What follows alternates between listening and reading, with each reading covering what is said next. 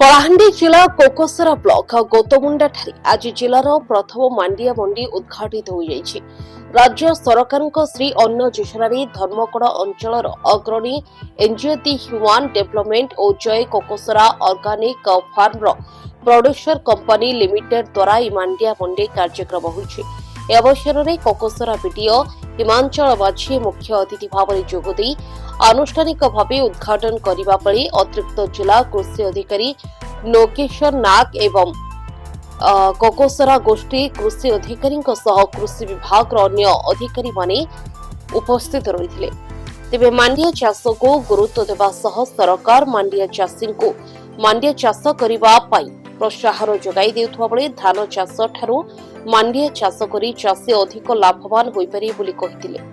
आमे ही निजे किछि बोली सेमाने निजको निज जबरदस्त आमे भेटिलु। प्रशासन कहले जे प्रकृतरे तांको आमे कोनोसी मौखिक हिसाब रे किमा रिटर्न हिसाब रे वर्क ऑर्डर आमे देनु।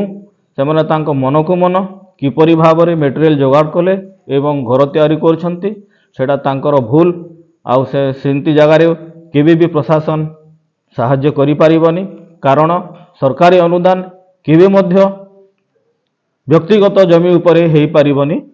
कलाहांडी जिला प्रतिनिधि मनोज कुमार सिंह रिपोर्ट एथर संभाळ लाइव।